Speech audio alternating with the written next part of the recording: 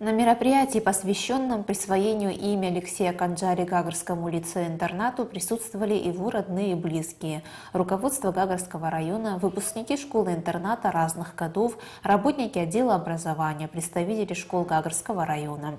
В официальной части выступавшие отмечали качество Алексея Максимовича, говорили, что он был строгим директором, но при этом интеллигентным, пользовавшийся большим уважением человеком. Школа-интернат номер 1 была открыта в 1956 году. Первым директором интерната тогда был назначен Алексей Несторович Кирия.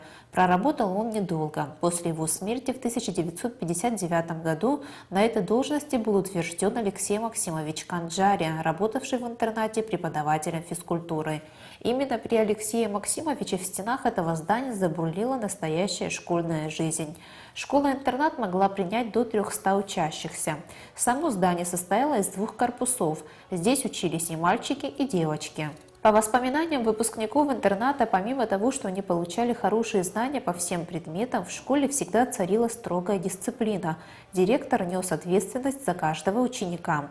Необходимо отметить, что многие выпускники школы-интерната разных годов сегодня занимают руководящие должности. По их словам, в этом в первую очередь заслуга директора и преподавателей школы-интерната. После Отечественной войны народа Абхазии на базе школы-интерната был открыт колледж для мальчиков Башаран.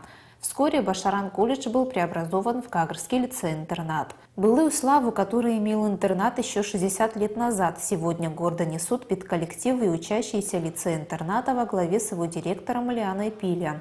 И сколько бы ни прошло времени, с этим учебным заведением будет всегда связано имя Алексея Канджари. Он родился 15 июня 1929 года в селе Бзыпта. Окончив 7 классов в годы Великой Отечественной войны, он вынужден был работать в колхозе. Спустя несколько лет его назначают бригадиром. Затем Алексея Максимовича переводят в сельсовет секретарем. С работой в сельсовете он еще и совмещал учебу в школе. В 1949 году Алексей Максимович поступает в Архангельский государственный педагогический институт. В 1954 году возвращается на родину, где начинает работать в спортивном лицее директором. Через 2 года его переводят в школу-интернат номер 1, где он проработал директором 37 лет. В завершении церемонии присвоения его имени лицею-интернату Илья Канджари выразил всем благодарность за организацию и участие в мероприятии.